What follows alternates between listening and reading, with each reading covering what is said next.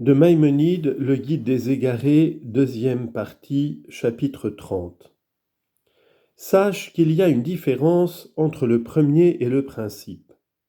C'est que le principe existe, ou dans la chose à laquelle il sert de principe, ou simultanément avec elle, quoiqu'il ne la précède pas temporellement. On dit par exemple que le cœur est le principe de l'animal et que l'élément est le principe de ce dont il est élément. On applique aussi quelquefois à cette idée le mot premier. D'autres fois, cependant, premier se dit de ce qui est seulement antérieur dans le temps, sans que cet antérieur soit la cause de ce qui lui est postérieur. On dit par exemple, le premier qui ait habité cette maison était un tel, et après lui c'était tel autre, sans que l'un puisse être appelé le principe de l'autre. Le mot qui dans notre langue hébraïque indique la priorité est Thehillah. Par exemple, première, allocution de l'Éternel à Osée. Osée chapitre 1, verset 2. Celui qui désigne le principe est Reshith, car il est dérivé de Rosh, la tête, qui est le principe ou le commencement de l'animal par sa position. Or le monde n'a pas été créé dans un commencement temporel comme nous l'avons exposé, le temps étant lui-même du nombre des choses créées. C'est pourquoi on a dit Bereshit, Genèse chapitre 1, verset 1, où la particule be a le sens de dans. La véritable traduction de ce verset est donc celle-ci. Dans le principe, Dieu créa le haut et le bas de l'univers. C'est là la seule explication qui s'accorde avec la nouveauté du monde. Quant à ce que tu trouves rapporté de la part de quelques-uns des docteurs, tendant à établir que le temps existait avant la création du monde, c'est très obscur, car ce serait là, comme je te l'ai exposé, l'opinion d'Aristote, qui pense qu'on ne saurait se figurer un commencement pour le temps, ce qui est absurde. Ce qui les a amenés à professer une pareille opinion, c'est qu'ils rencontraient les expressions « un jour, deuxième jour ». Genèse chapitre 1, versets 5 et 8.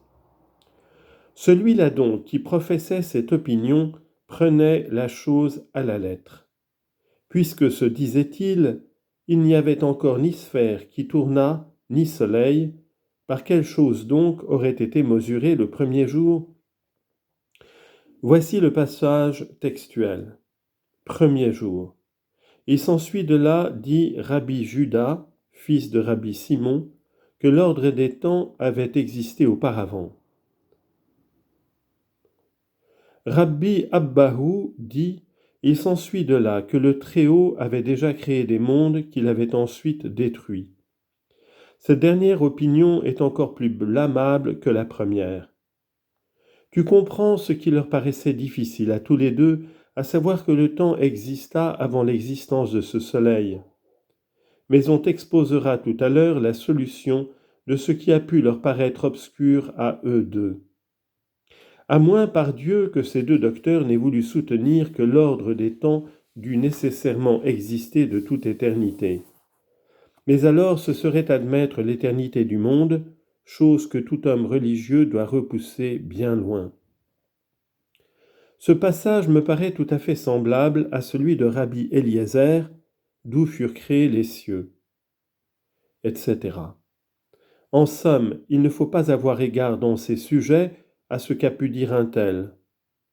Je t'ai fait savoir déjà que c'est le principe fondamental de toute la religion que Dieu a produit le monde du néant absolu et non pas dans un commencement temporel.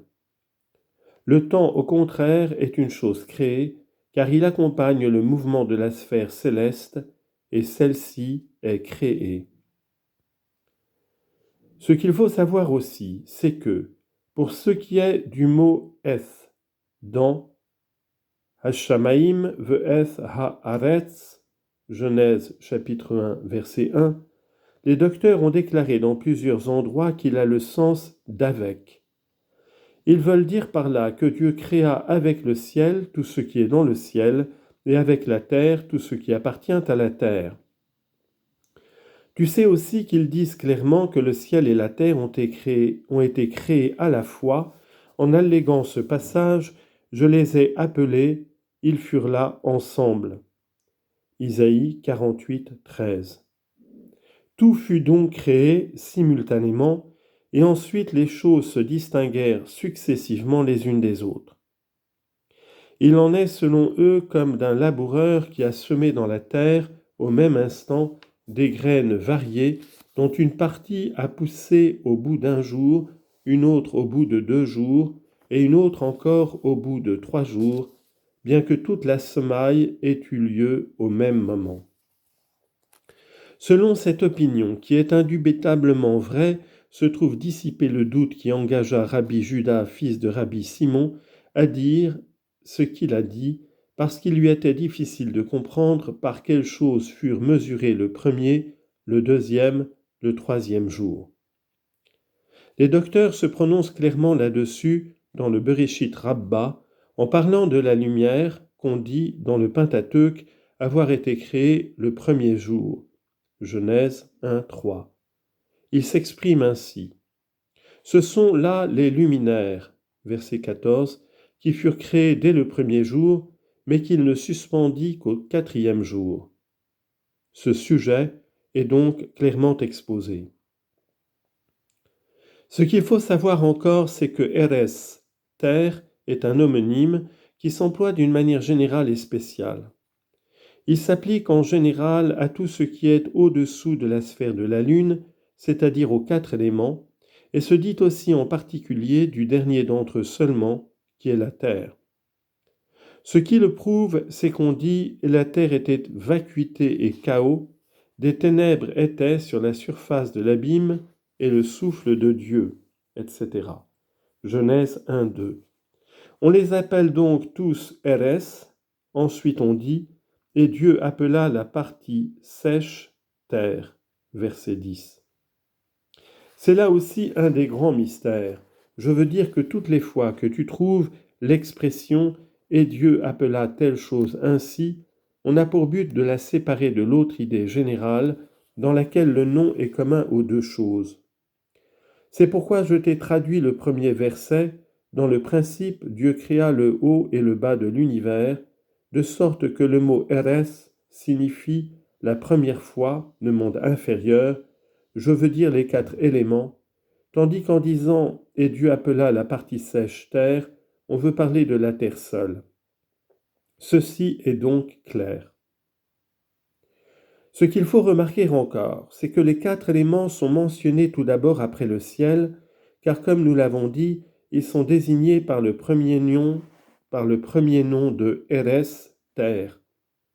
En effet, on énumère Eres, la terre, Maïm, l'eau, Roach, le souffle ou l'air, Hosher, les ténèbres.